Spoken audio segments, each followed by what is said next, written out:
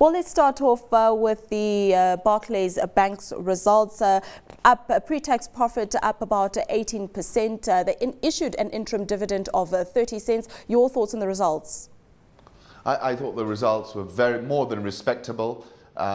They achieved loan growth of about 10% over the 6-month period. They've raised the interim dividend by 50%. That's a statement of intent.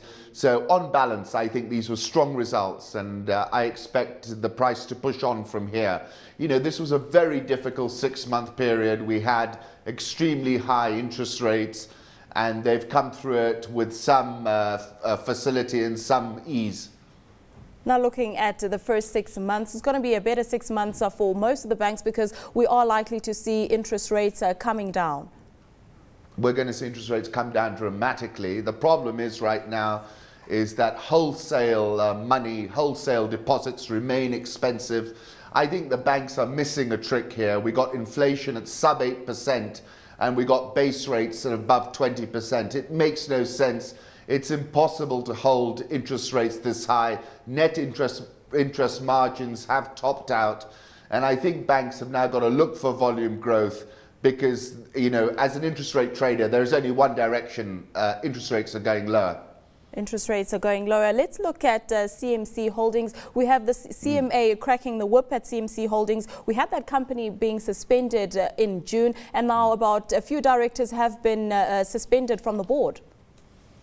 Absolutely. The CMA has been barking for some time, and it's bared its teeth now. They've taken 6 directors off any listed company. It's quite a dramatic move on their part, and I think it's a statement of intent as well.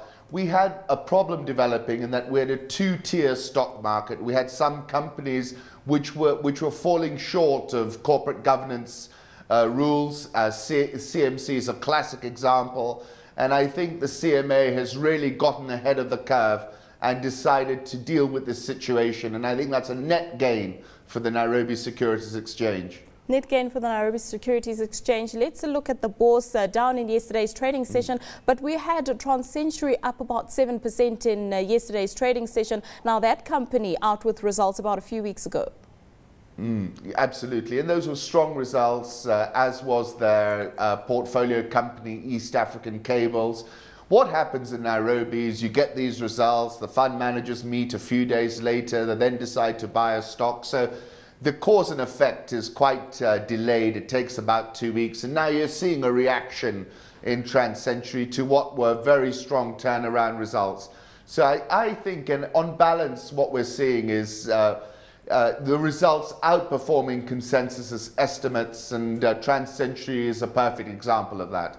Let's look at another company, a Scan Group. Now that company has been on an upward momentum. It's up about, it's at a 20-month high recently. What is driving a Scan Group at this stage?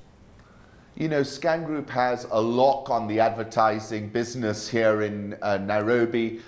They have more than 80% of the revenue pie. And so they're a very dominant operator. And although there's a lot more competition coming, they're really nibbling at the edges.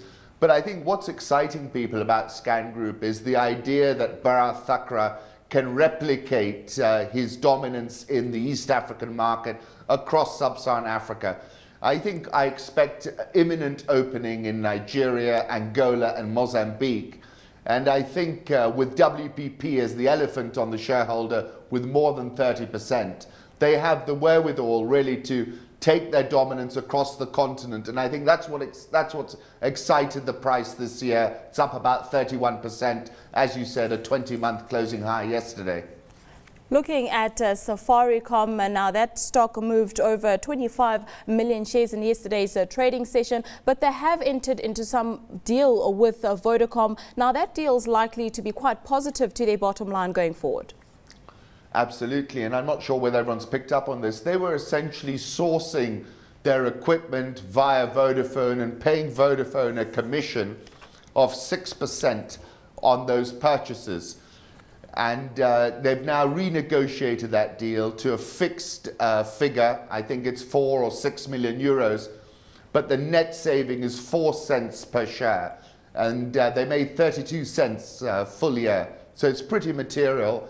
and I think speaks to Bob Collimore's ability to sweat yield, and he's done that with the voice tariffs, he's done that with the repricing of the M-Pesa tariffs, and he's doing that here again. I think this price heads through 4. We've had some overhead resistance, but we're going to break through that, and I think we'll probably get up to about 440 in quite short order once we cross 4, which could be at any time, frankly.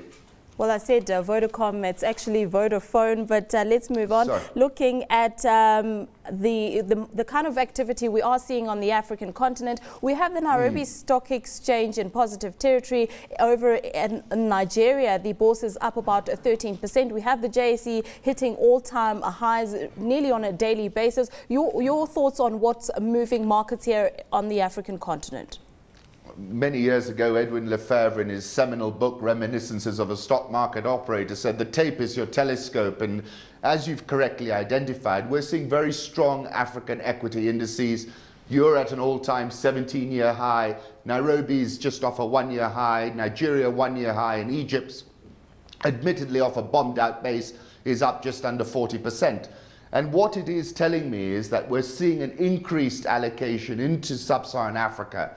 And this is proving a rising tide. And I think it's a sweet spot for African markets. Of course, there will be volatility on the way. There will be road bumps. But essentially, I think we got more to go for. And I think we're seeing a more efficient macro-level allocation of cash, global allocation of cash. And that's favoring the African continent. And I think that's going to continue for some time, because when I meet these big pension fund managers, they're still underweight Africa in a big way. And I think they're going from egregiously underweight to less egregiously underweight. And that's what's driven our markets this year.